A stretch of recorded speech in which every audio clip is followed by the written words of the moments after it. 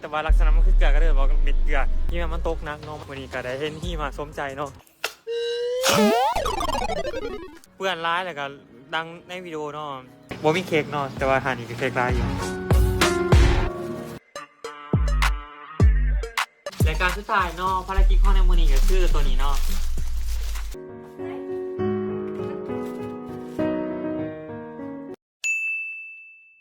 สบายดีทุกคนตอนนี้เวลาประมาณ5 โมงครึ่งเนาะตอนนี้ที่มากำลังตกแห้งมื้อนี้เฮากำลังจะไปเพื่อนร้านซาวเนาะนั่นก็คือเพื่อนเอื่อยตัวเองเนาะเขามีขนมเนาะกลางนิดนึงเพราะว่าที่มามันถึกตัวเลยกับเวลามันตะไลมันก็สิเปียกเนาะตีไปเพื่อนร้านซาวเนาะเพราะว่ามื้อนี้เป็นวันที่21 เดือน 12เป็นวันเกิดร้านซาวเนาะจะไปตกแต่งงานปาร์ตี้ให้ร้านซาวนิดนึง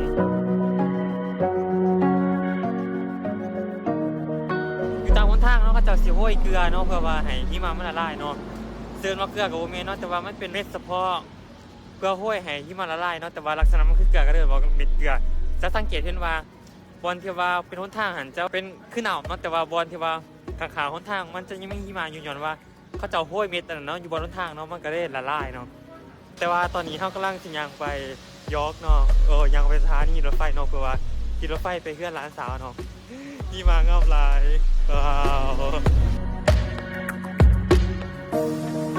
Let's continue. Let's go.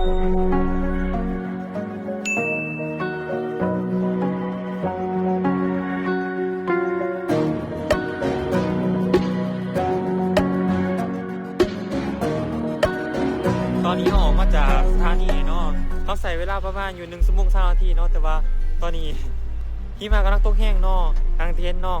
มันจะเข้าผูบนตัวเนาะหนาวร้ายตอนนี้อากาศ-2 องศาเนาะแต่ก็อยู่ข้างทางเนาะก็สิมีรถกว่าที่มาเนาะเพราะว่าที่มันตกหนักเนาะวันนี้ก็ได้เห็นที่มาสมใจเนาะเขาจะยังไปเรื่อยๆฮะเนาะใส่เวลาประมาณอยู่15 นาทีดีแต่ว่าถือขนมมานำเนาะเพราะว่าที่มันตกหนักแห้ง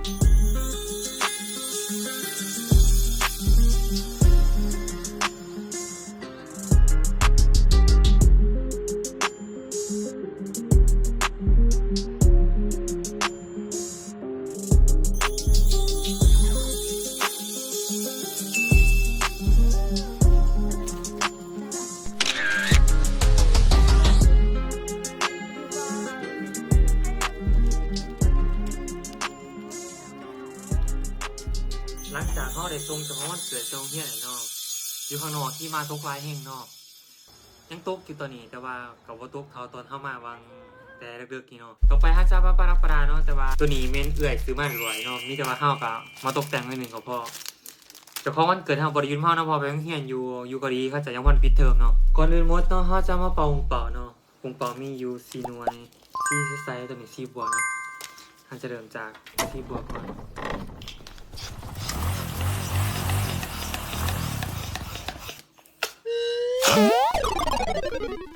อันนี้หน่อยโพดเนาะอันนี้มันหน่อยโพดเนาะมันหน่อยเกินไปที่จะเป่าไว้นะถ้าว่าพุงเป่าตัวนี้มันหน่อยกว่าขนาดนี้อาจจะเป่าได้อยู่แต่ว่าอันนี้มันบ่เข้ากันนะเขายังบ่สามารถเป่าพุงเป่าได้เนาะเพราะว่าตัวเป่าพุงเป่าตัวนี้มันหน่อยเกินไปเนาะทุกคนขี่มาอย่างงามลายเนาะแต่ว่าเวลามันตกดินตกทางเนาะรถเหยียบเนาะก็สิเห็นเนาะว่าเปื้อนร้ายแล้วก็ดังในวิดีโอเนาะเราอย่าไปอย่ามาเปื่อนแห้งแต่ว่าคือมันตกดินตามพื้นแบบนี้นะครับแต่งามแต่ว่าถามว่ามีรถเหยียบเพราะว่าคนทางเนาะมันก็เปื่อนเราอย่าไปอย่ามามันกับตั้งในวิดีโอเนาะโอ้ยไม่อยากบอกเลยโอเคเดี๋ยวเราไปเจอกันยูฮานไดโซเนาะเพราะว่าสิพิซื้อแนวปองปอดอะไรกับพิซื้อเค้กเนาะตอนนี้ของไม่ได้หาไหนเนาะที่ได้หากับที่นี่เครื่องร้ายแห้งเนาะโดยเฉพาะเป็นช่วงนี้เป็นย่ำคริสต์มาสเนาะสำหรับปีใหม่เนาะก็จะกับสิคล้ายเครื่องสปอร์ตฤดูกาลเนาะแต่ว่าตอนนี้เขา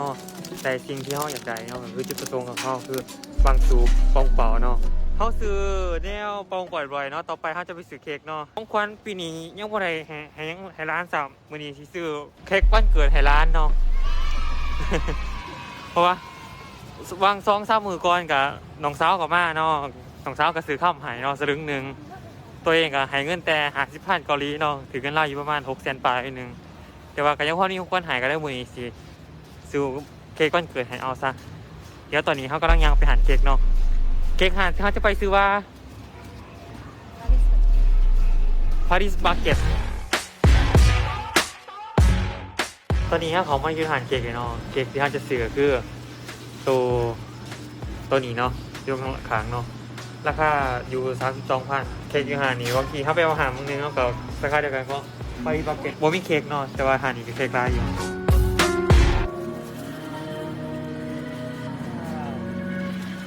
ตอนนี้เขามาในอีมาร์ทเนาะมารอซื้อบักใหม่นิดนึงเนาะ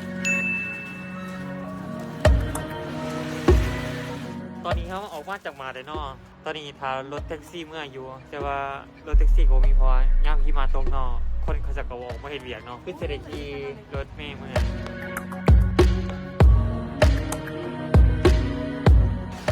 บางทีเขาไปถาวรที่รถแท็กซี่เนาะรถแท็กซี่ก็มีย่ามนี้ที่มามันตกเนาะเขาจะวงไม่ให้เบียดอย่างหนึงมันมืนเนาะเขาก็มาถาวรที่รถเมล์อยู่กับรอถาคิวที่เขาจะขี่มาบ้านกับมันก็กลับไปเนาะกับแต่เวลาเราถ่ายเกือบ15 นาทีเนาะในขณะที่เราถ่ายรถเมล์เนาะก็มีรถแท็กซี่มาตือว่า2 ปีอยู่เข้าบริเวณเราถ่ายรถเขามาทองเลยเนาะจริงที่เขาตกใจกับชื่อเนี่ยสูงเปล่าเนาะเสียงดังหน่อยนึงเนาะเพราะว่าเอื้อเพิ่งดังถวยเนาะเบิ้งขนาดเนาะตัวนี้ครับตัวนี้ ตัวนี้สบายด้วย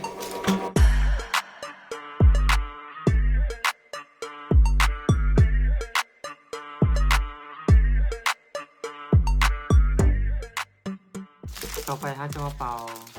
เข้ามาเลิฟเนาะแต่ว่าถ้าเติมพลังกันได้นึง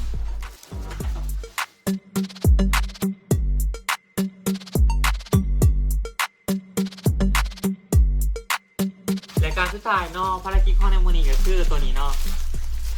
ว้าวน่าฮักหลาย